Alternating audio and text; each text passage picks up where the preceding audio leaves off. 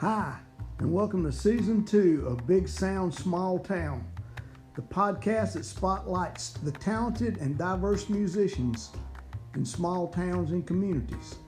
This season we're branching out to include the community of people who make it possible for musicians to be able to perform their music, the producers, the recording engineers, the venue owners, and many others, and as always, the small town musicians.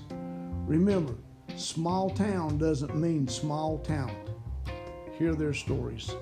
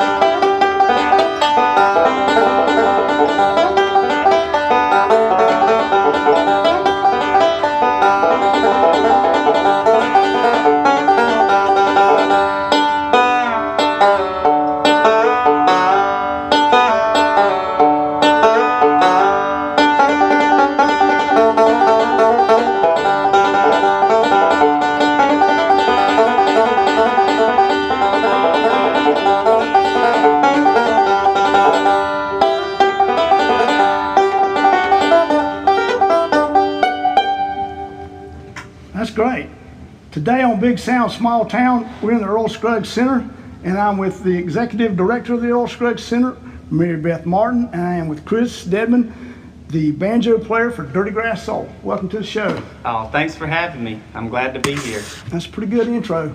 Oh, I appreciate it. I guess it's fitting to do an Earl Scruggs song in the Earl Scruggs Center. It is. That song was the first time I ever heard it. I knew that was the first one I ever wanted to learn. It was because of the tuners being turned down. It was. I just thought as a kid starting out, I thought that was the coolest thing. It is the coolest thing. Get up there on those tuners. It is probably the coolest thing that ever happened to banjo. I mean, it really is. It is.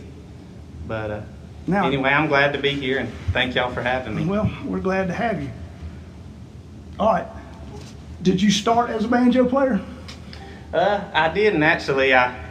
I guess looking back, about my brother and I were around music, sort of our whole lives, and but we had never played it. We started out, we would go to our grandparents, and usually on Saturday night or whatever, they would have the Gaither Gospel Hour or whatever, and so we were around music that way and through church, the choir and everything, hearing that on Sundays and that sort of thing, but we had never, we grew up on a farm there together and everything, right. But I guess around the time I was in, say, 5th or 6th grade, I decided that I wanted a guitar, and so they got me a guitar, and so, at the time they lined me up to take lessons from Dan X. Padgett. Yeah.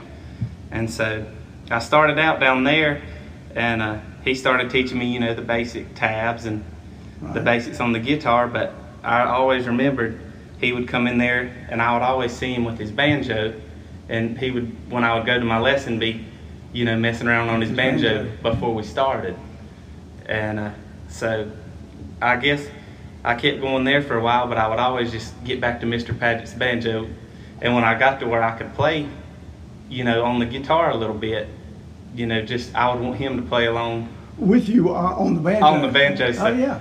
So finally, I guess it just came about. He said, you ought to try the banjo. And so they surprised me one Christmas with my first banjo, and so I took it to Mr. Padgett and started taking lessons. How old would you have been then by the time you got the banjo? I was probably around 11 or 12. And anyway, started taking with him, and I just knew that it just felt right, you know, so. Now, at that point, were you playing any with your brother or just playing on your own? We did. We always, Kevin, he started, on the fiddle early on, but then he started playing the guitar. Right. And I wanted something, so he could back you up on the guitar. Right, and that's sort of something that when he started playing guitar, and he's older, so he was starting to play out a little bit, that was something that banjo fitted good for me because he was on the guitar, and so I could do stuff on the banjo and we could play together. And so we would do a lot of stuff at home, at that point when I was first starting. I would, still take lessons from Mr. Padgett, and then when I would go home, we would pick around together. Do you remember when you first played out, the first live place you played?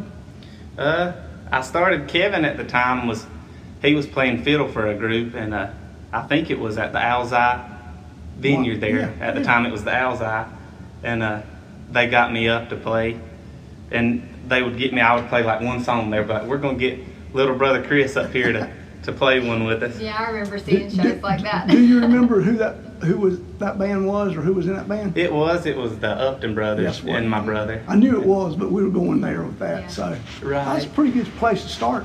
I kind of want to dig into your history a little bit. I know you play with your brother a lot, but is that a family tradition for you? Do you have a musical family? What are some of those early influences? Like I said, we were around music, but as far as like playing out or playing an instrument, that's sort of, it's wild how that worked out, but that's sort of something Kevin and I. Yeah, so it started with the two of you.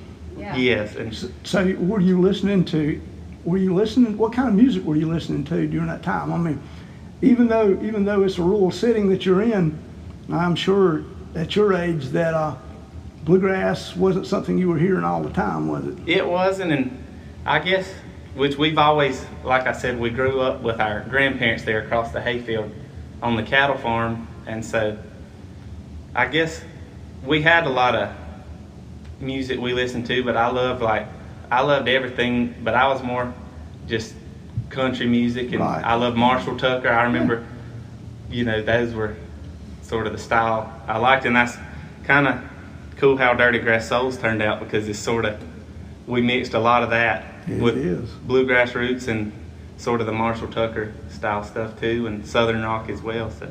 But you were aware of Earl Scruggs early in your life, right? Oh, absolutely. I guess once you touched the guitar, you knew exactly. Well, I guess if you heard that from the beginning, you knew who it was. Right. Well, and that goes back to when I started going to Mr. Paget. He would tell me all those old stories of him going to Nashville back in those days, and I was sort of fascinated. That's when bluegrass really kicked in. Yeah. So when did you move to the point of, did you play out with anybody on your own before you decided to start working with your brother and doing Dirty Grass Soul? Well, actually, and another thing, I was in the orchestra. I started at middle school in the school orchestra. But you didn't play banjo in the orchestra? No, absolutely. I played the bass in the orchestra. And that was another cool thing growing up, musical influence. We got to do a lot of cool things. By the time we got to high school, I was on one of the trips to Carnegie Hall, and we got to go to New York. Sure.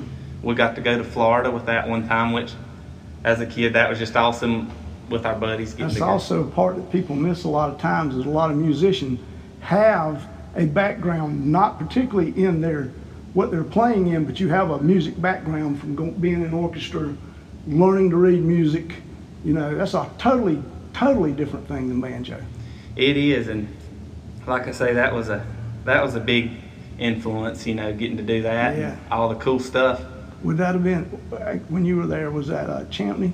It was. Okay. John Champney. Yeah. Do you find that anything you learned during your days in orchestra, obviously influenced your music, but influences your style today?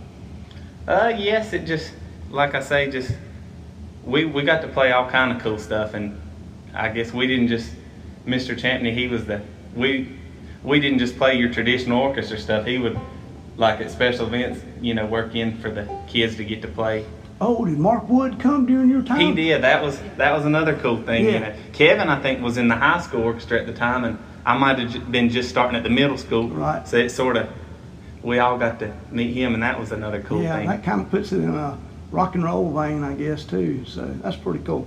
It does, and I guess a lot of our writing in Dirty Grass Soul is sort of based on, our family roots and stuff, and sort of the roles like when we're not playing music. Right.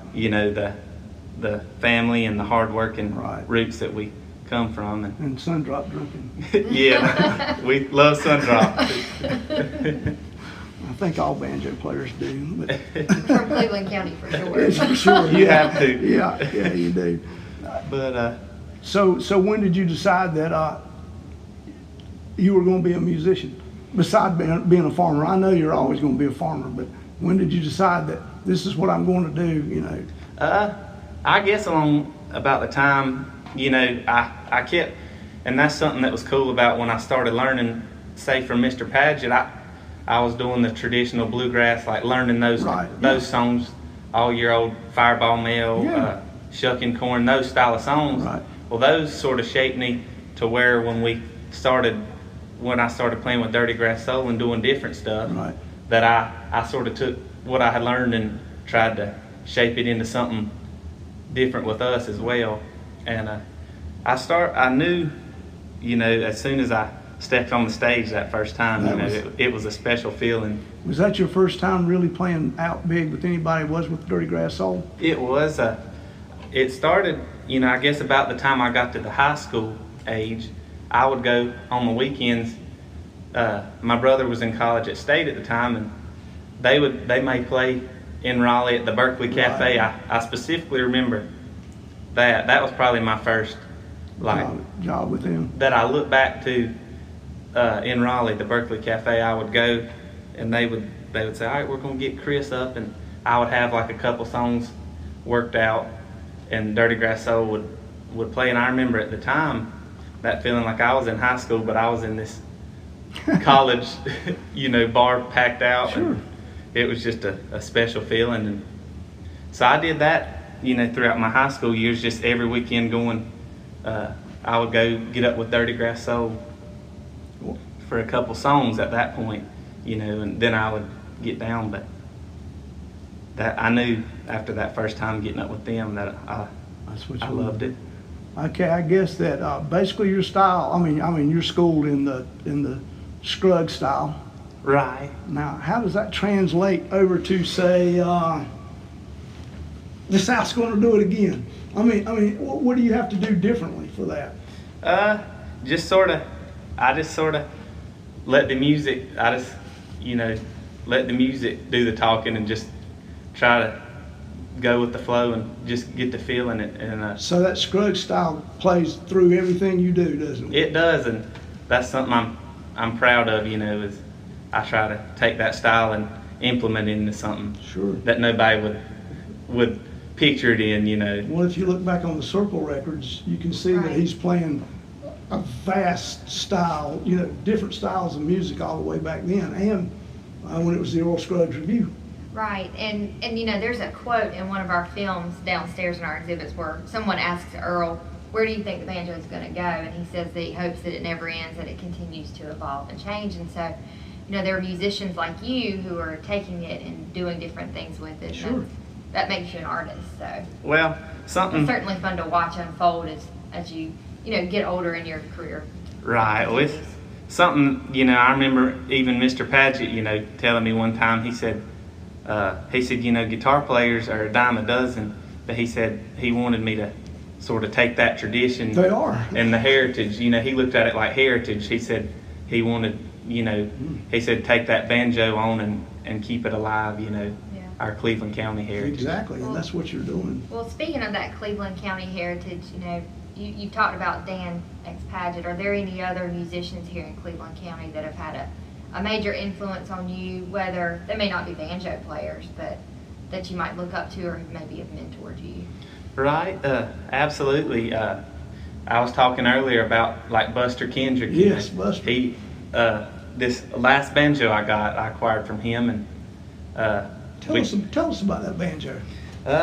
this is an ode. It's around the 1980s model, and anyway, I saw it. Buster had it on Facebook or whatever, and I reached out to him, and it worked out that he arranged for a time for me to come look at it, and I knew just when you open the case and look, it was in like mint condition, and he told me the year it was, and he told me the story like it had been under somebody's bed. They bought it new back then, and it had been under somebody's bed, up until they sort of passed away. Right. And then Buster acquired it, and so as I was visiting with him, it was just awesome to hear all the cool tales Yeah, of Buster him. has a great story. I mean, he really does. He does, and He is a true Cleveland County gem himself. he is, and I was glad to get to, acquire that banjo from him. But Are you going to play that banjo? I believe I will. All right, just play it for us while we'll continue to talk about how Earl Scruggs. Yeah, or tell us about the banjo a little bit, Yeah. since our listeners can't see it. Yeah, it's not a visual. I'm sorry. Right. This is what I liked about it. This one here is gold plated, and I'd always thought that was cool and wanted one like that. So that was something that stood out to me when I saw it on Facebook. It is. I mean, it's beautiful. But anyway, yeah, it's got the first time I picked on it, I knew it just had that unique tone to it too.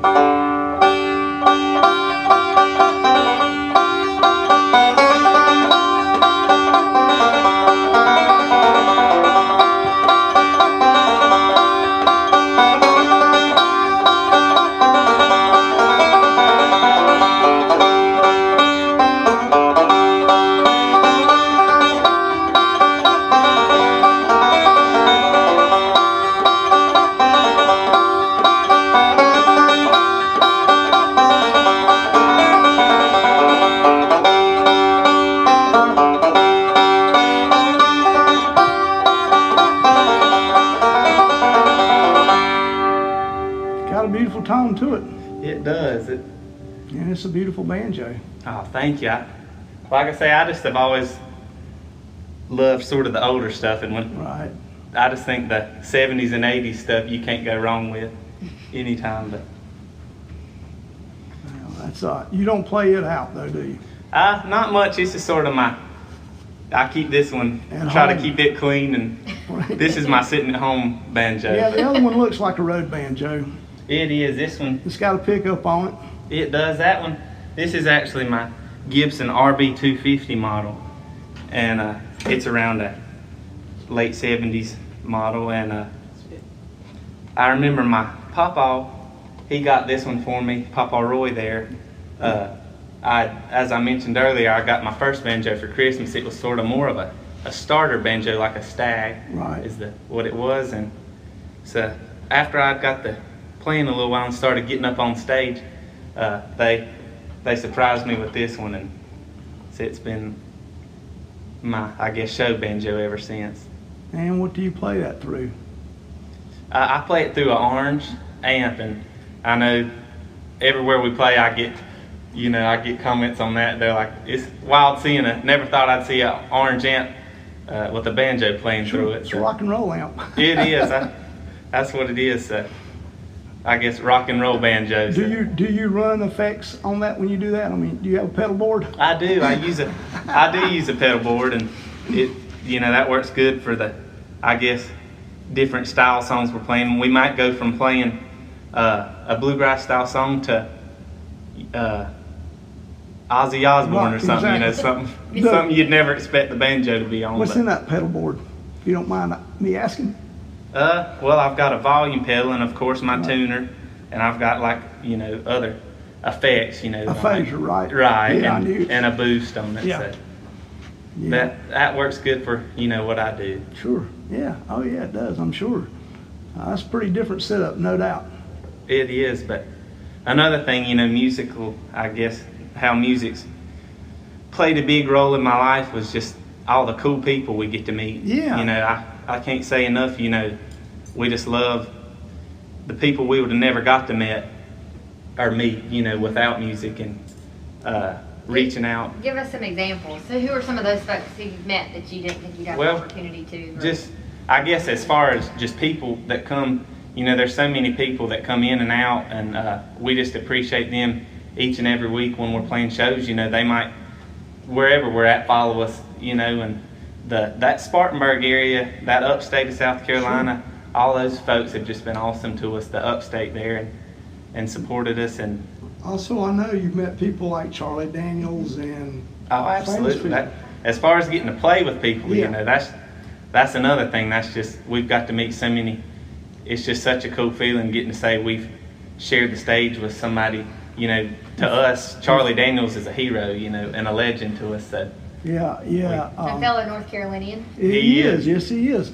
Yeah. Well, that's your brother told me that that was a dream come true for him.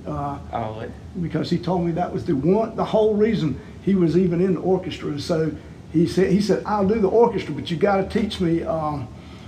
South's going to do it again, or you got to teach me how to play that, and I'll play your classical stuff for you. It is, and I knew just from him being a fiddle player, it was just so cool getting to see when we got on stage. We've actually got to play with him twice now. Oh, really? We played with him in Forest City first, Yeah. and then we got to play here in Shelby with him Right. the second time. But it was a cool. You ever play with any other banjo players that you think is?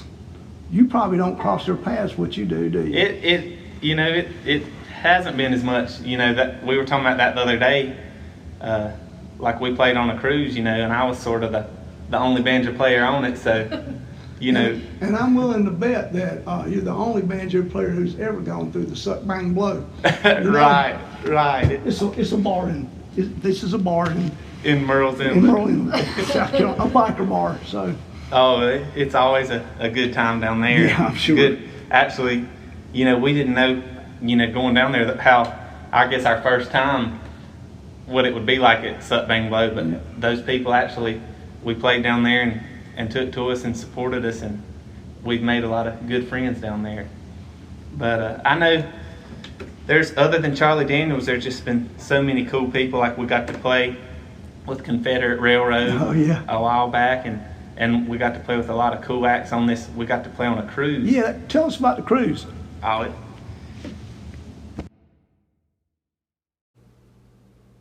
Well, now money ain't nothing but a thing, and I'm gonna need a little bit if I'm gonna get my girl ring. And I can't be moving slow, Lord knows what I know. Gotta get it on the out for the baby starts to show.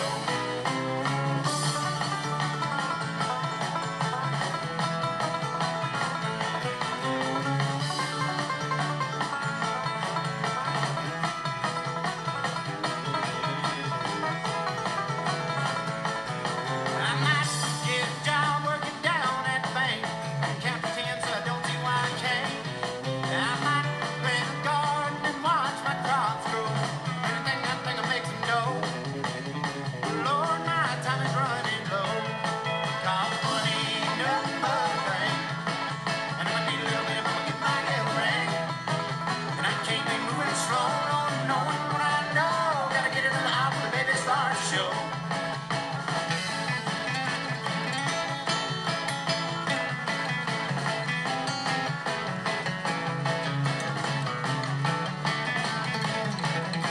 I might get a job working cattle on the range, rope some bulls to make some pocket change. I might get a job working in the coal mine. Anything I think will make it down. Lord, I'm running out of time. All money ain't nothing but a thing, and I'm gonna need a little bit if I'm gonna get my girl ring. And I can't be moving slow, Lord, knowing what I know. Gotta get it in the eye for the baby starts to show.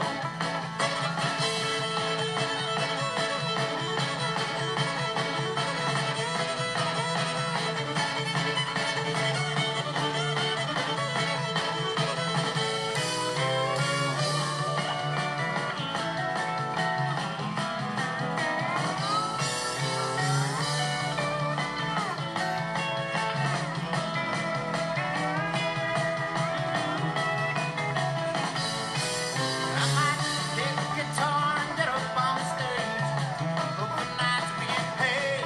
I might pick up Nashville, try to be a star. Lord, I hope I make it far. Well, Lord, I hope I make it far.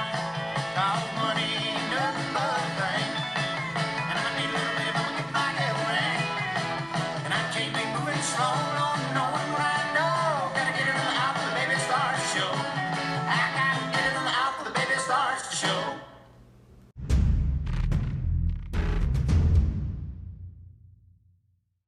All right, we're back with Kris Dedmon, and he's telling us about going on a cruise. it is.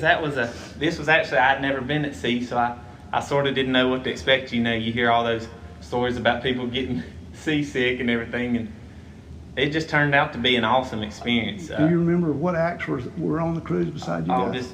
Just once again, just very humbling to get to play with such cool acts. Like the first day was Ronnie Millsap kicked off the cruise, and I just remember standing there watching him and all the history with Like him. a legend. Yeah, and I just wanted to take it in, and you know, because you never know somebody like him how many times. True. With him getting up in his age. Is he not coming for something here? No, it wasn't too long after that cruise that he came to Shelby for our Remembering Earl concert that we do every year. So it wasn't too long after that he was here.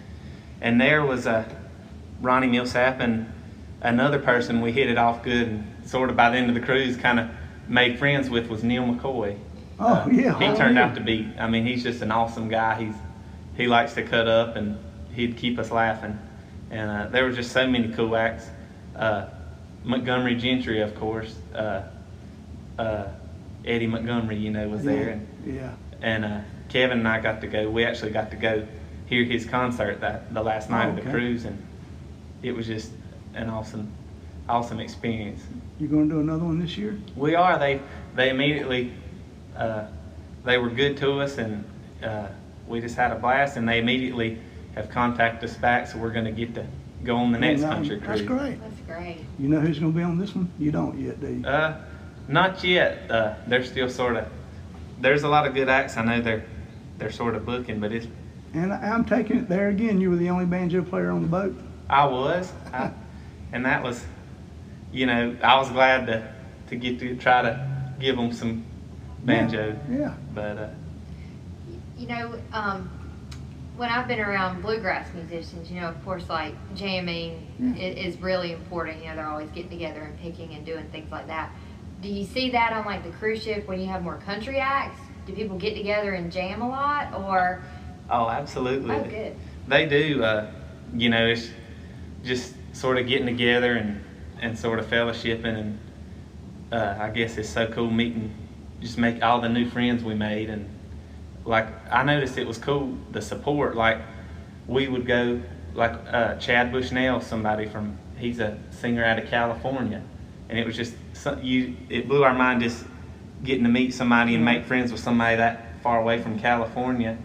And so the support, like when we would play, we would try to go hear him, right? And he would be at our show, and then Dustin Saunier, another act, we would go see him, and they would support us. It was awesome. That's good. That's the different part. I mean, not a lot of banjo players, well, other than bluegrass cruises, I guess. Yeah. Well, I bet in a jam session on the country cruise, I bet you're kind of a hot commodity. They always want you to jump in. Oh, I tell you, it's just fun, just hearing what the different styles are, even of country music, and getting to try to chime in and play with them. So it's an awesome experience. Did y'all have a lot of people come out to your shows too? We did. We were very blessed, and it's crazy sort of how that became about. There's so many people after the cruise that have reached out to us and sort of started following our music, and from around. Right. That's what's so neat about that cruise. You were meeting people that it wasn't just like people going on a cruise. It was everybody on the cruise sort of was there because they had a love and passion for hearing music, right. Live music. Mm-hmm. That is pretty cool. So what does the future hold for you guys? We're 2020 is looking to be a good year for us. Like I said, we've got the cruise coming up, and here in a few weeks we're going out to Daytona, Florida. Yeah. We're going to be playing some shows down there, and during race week? During bike week. Yeah. Oh, during bike week. Okay. Right. I think we're going to play with Confederate Railroad down there again. So we've got looking forward to what 2020 has in store. We got a new project coming out anytime soon? We do. We're fixing to get back in the studio. This is sort of our time of year we usually try to do that, and so I think we're going to try to get in the studio and get some new material down. That's good. Here soon. Well, I can't wait to hear it. Well, speaking of new material, do you have any songs that you've written or anything like that you'd like to share with us? I do, and I brought a couple of our CDs, with songs that I have, put banjo on. And the first one right here, "Home Is on the Highway," that's track 1 Okay. off of our album, The Long Way, and that was sort of a riff. And I can pick you the riff. Sure, yeah. And then later on, if you want to. Yeah, I'll put it in the show where they can hear it. But yeah, I'd love to hear it live. But it started out, I was just sort of at home, and I had this riff stuck in my head that I loved, and just like a lot of times when we would get together and play, Kevin and I, it would be on Sunday afternoon after church, after lunch, we would just get our banjo and guitar out and sort of just pick around. For some reason, I always kept coming back to this lick, this.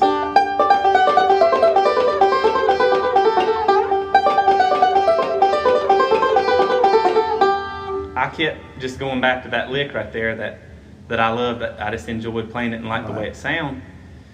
Well, so one day Kevin said, I like that. He said, keep playing that. I'm going to put the guitar with it. Right. And that's a lot of what we do with Dirty Grass Soul. Was I sort of came up with that, started playing that lick. Well, then he put guitar to it, and he put lyrics to it, and then we put.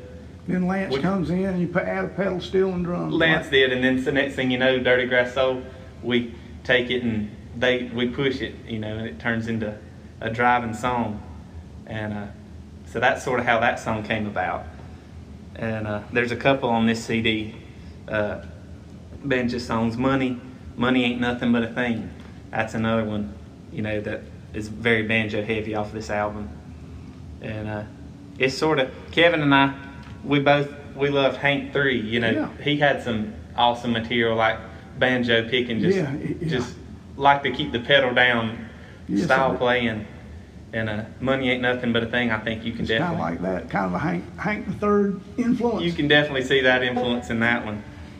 So, and then we move on to, we've got the last album we came out with, New Day of Work is the name of it, and New Day of Work's a song sort of about for our fans. A lot of our fans are just good, hardworking people, and it's just very humbling when they come out and support us, with their time and hard-earned money. So basically you wrote that for them? We did, and for our papa, Kevin wrote it for our papa, who was, he's 90-something years old, and just seeing him after our grandmother passed away, feeding the cows and just keeping on working, that's sort of where the background of that song. But we've got another one on here,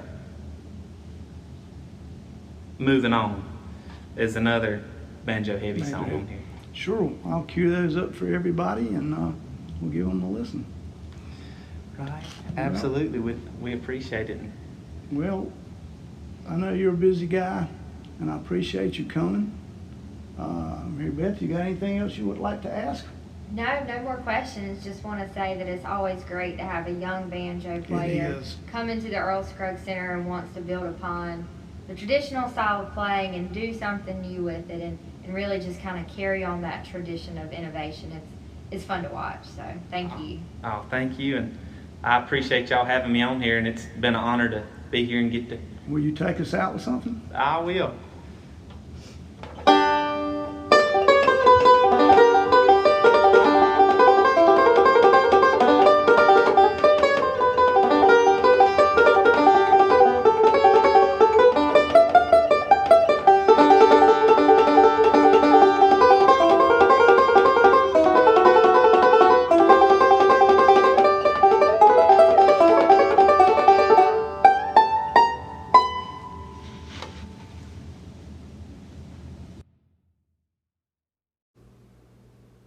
Well, this is a story about a boy named Tim. He grew up across town from where Tina did. Well, now the midnight